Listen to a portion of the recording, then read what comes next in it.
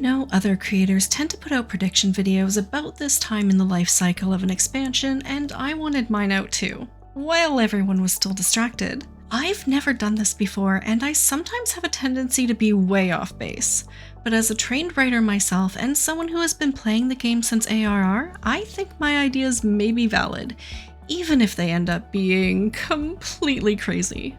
So if you're ever looking for something to clip in the future, here are my 5 predictions on things we'll see in Final Fantasy XIV between now and the end of 7.0. 1. It's about the theme. Expect there to be parallels with Heavensward. We've heard of Yoshi P's explanation of the expansions being the life cycle of a day, and a new day has dawned in FFXIV.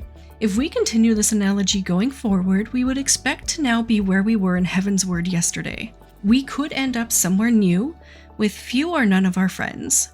We could have to make our own way into a foreign city, prove our worth to people who don't know who we are and don't care, or master a new mode of transportation in order to discover a brand new side to existing content.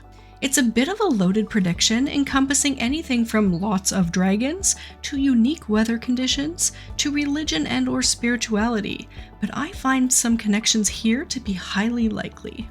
2. Expect a marriage. Unless you've been to a wedding in-game or have had one of your own, there are cutscenes, minions, and glams you haven't seen yet. Not that I'm saying we're likely going to see any of this as part of the MSQ, but I think that it is highly probable we will see a wedding between 2 NPCs.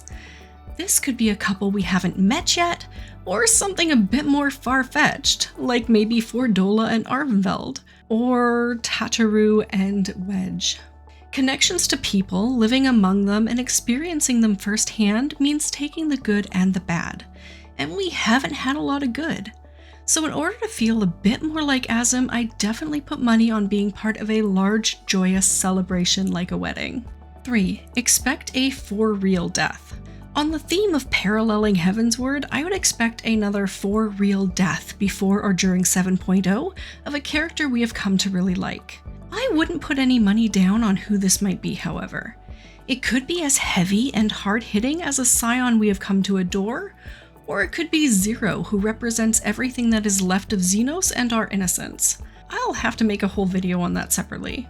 Either way, I'd definitely put money down on there being an actual, for real, no takey-backsies, absolutely dead death. 4. Expect a de-escalation of stakes.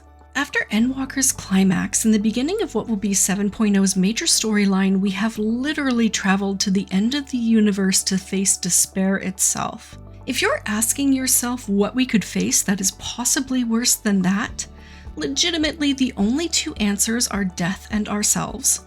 So stay tuned for those as possibilities in the future.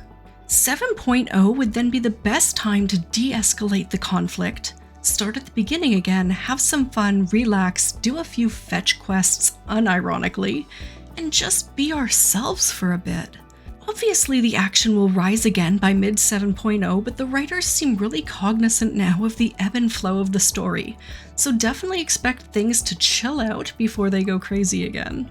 5. Expect a new beginning.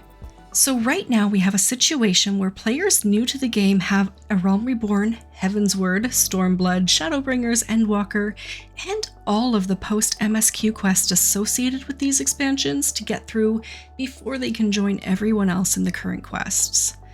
I'd expect 7.0 to be a new beginning to the game where players who wished could start a character and pick up at the beginning of 7.0 in a new starting area.